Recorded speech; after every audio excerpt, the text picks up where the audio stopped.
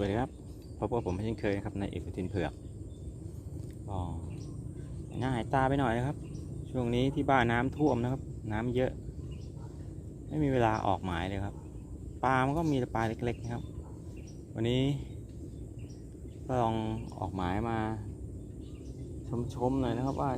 จะมีตัวใหญ่ๆให้ยิงไหมน้ำเยอะนะครับน้ำนี่เต็มเลยเต็มจนท่วมบ้านเลยแต่ปลาใหญ่ไม่มีลองพายเรือหาอยู่ครับ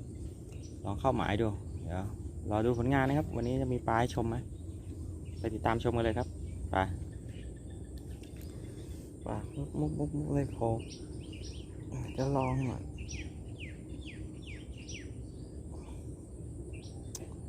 หลังให้กันด้วย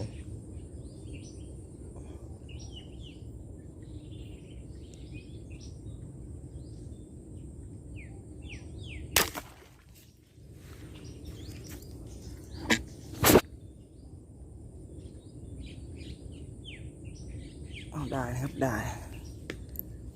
อันหลังให้นะครับยิงไม่ค่อยถนัดดึงนะ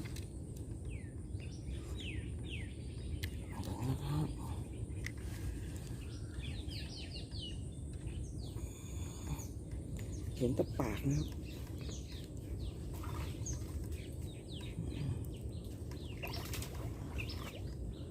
ดอกยังพับช่างเมฆเลยครับทำงานหรือเปล่าโอ้ยเห็นปลานะครับแต่ดอกนะน่าจะติดนะครับติดงามเลยครับตัวแรกก็ติด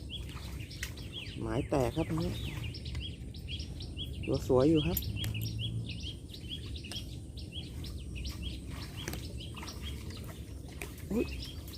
เนื้อปลาขาดด้วยกันน้ำปึ๊ดเลยนะครับลูกดอกไม่รู้ไปติดอะไรอยู่นะน่าจะต้นกลางปูกลางเดี๋ยวครับโอ้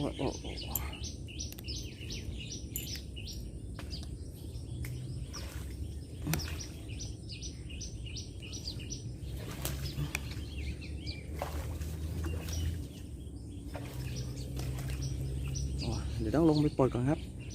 เห็นปลาแล้วนะปลาลอยขึ้นมาแล้วครับเห็นตัวปลานะครับเดี๋ยวเวลาลงไปปลดปลาแล้วครับ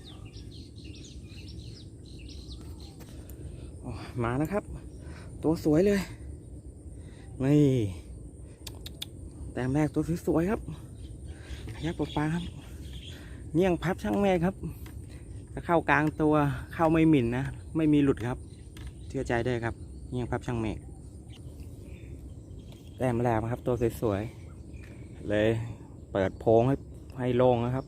ไม่รู้จะเป็นผลดีหรือผลเสียให้เราเห็นปลาหรือปลาเห็นเราก็ไม่รู้นะครับลองเฝ้าสักพักครับ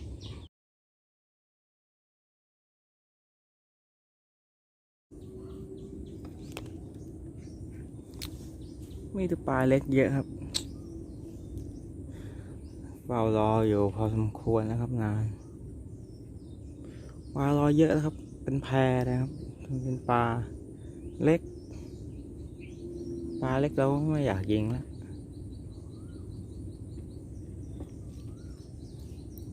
ลองเฝ้าสักพักนะครับ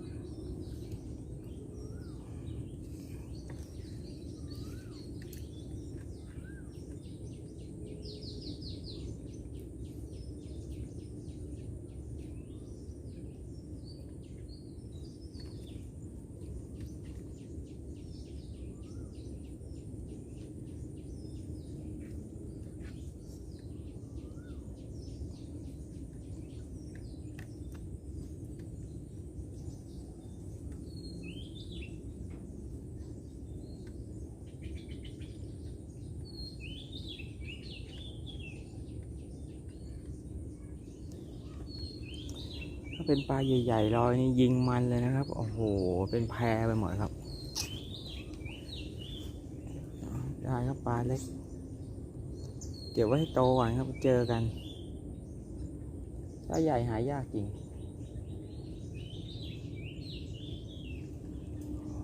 ตั้งแต่มาเนี่ยเพิ่งซัดไปทีเดียวครับ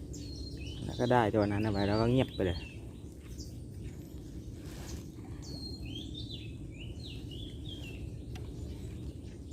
ก็ให้ตัวเข้าไซส์นะครับเราถึงจะยิงจริงตัวแบบรุ่นก็ไม่อยากจะยิงสาพายเรือเข้าหมายมาตั้งไกลนะครับวันนี้พายเรือมา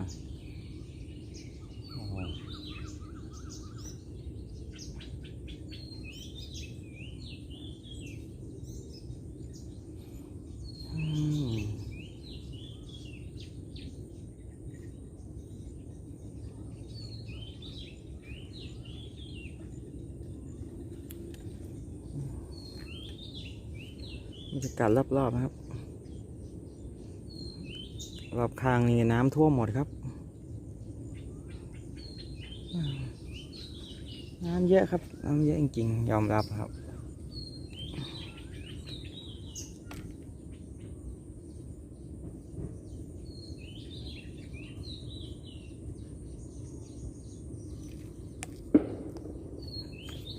ข้ามฝั่งหน้านี้มั้ง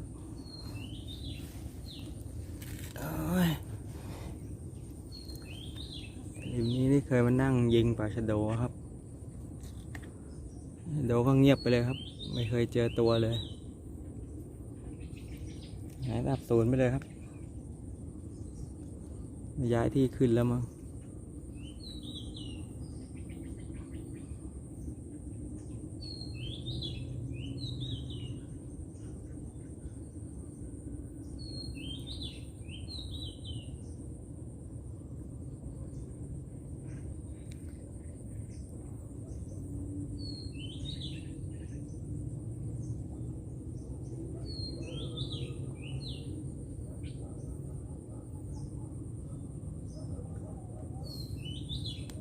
นี่ครับรอยปลายปืนนะครับปากมุบมับไปหมดเลยนะครับ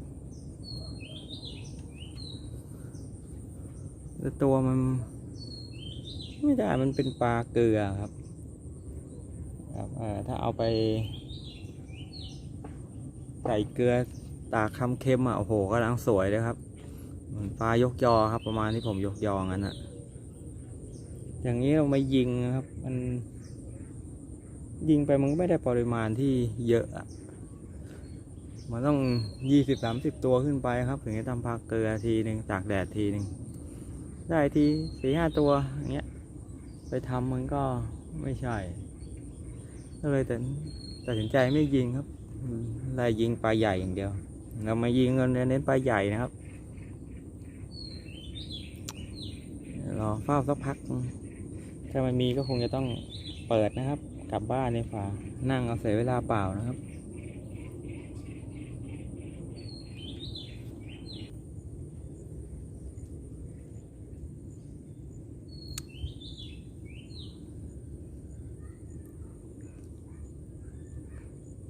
บรรยากาศก็อึมครึม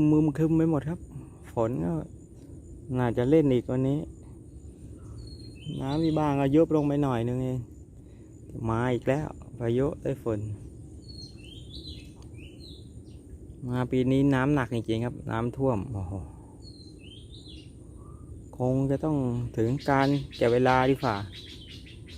ไม่มีครับเฝ้าไปมันก็ไม่มีตัวมีตัวรุ่นยังดีนะมายังได้ตัวหนึ่งครับก็คลิปนี้ก็คงจะประมาณนี้ก่อนดีกว่าครับได้ไว้1 แต้มนะครับใส่กระสอบไว้แฝงไว้อยู่ไปมันก็มีตัวเล็กๆลอยนะปลาใหญ่ไม่มีครับหายากจริงๆยอมรับดีนะครับที่พายเรือมาทั้งไกลยังได้ไว้ตัวนะครับกลับไปทอดยังได้อยู่เป็นกับข้าวให้ลูกสาวได้อยู่นะครับก็คลิปนี้ก็คงจะประมาณนี้นะครับยังไงก็ฝากเป็นกำลังใจคนทำคลิปด้วยนะครับผมนายเอกสุทินเผือกครับ YouTube Channel นะครับใครเข้ามาดูแล้วนะครับยังไม่กดไลค์กดติดตามก็ฝากนะครับขอกำลังใจคนทำคลิปหน่อยนะครับคลิปนี้ก็คงจะประมาณนี้นะครับก็ไม่ทำให้ผิดหวังนะครับออกหมายก็คือได้แต้มได้1 แต้มก็คือว่าถือว่าได้นะครับได้ตัวหนึ่งก็นับ1นะครับโอเคครับคลิปนี้ก็คงจะต้องประมาณนี้ครับกับสวัสดีครับเจอกันคลิปใหม่ครับ